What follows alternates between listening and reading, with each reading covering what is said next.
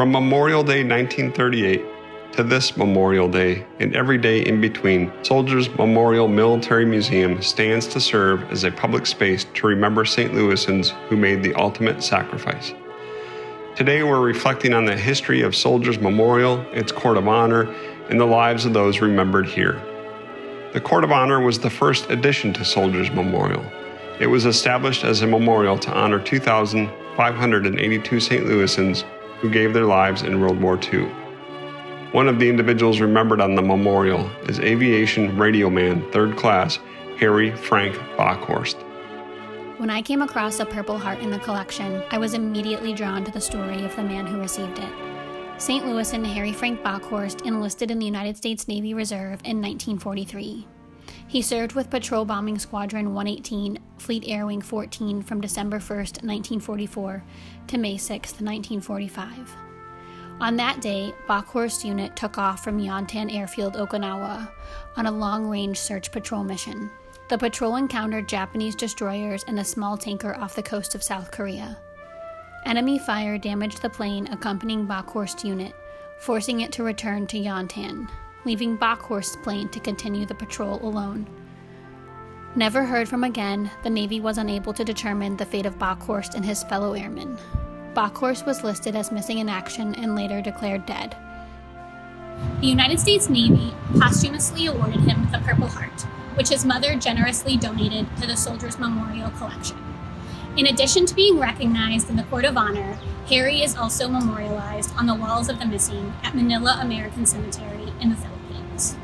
Following World War II, the U.S. was engaged in what came to be known as the Cold War.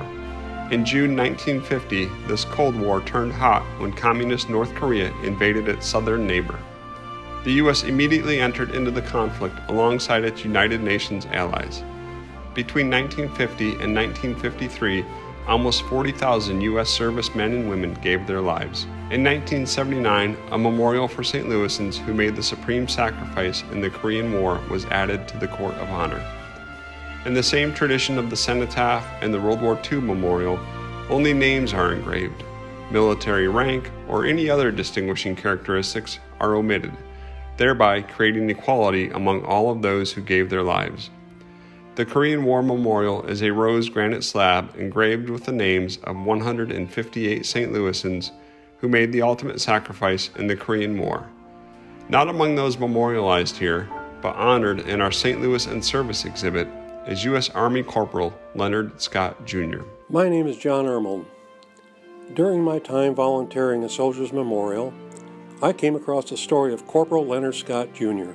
His story caught my attention because I served in the same division in Korea 26 years later. A St. Louis native, Leonard Scott Jr. served with the 2nd Infantry Division during the Korean War.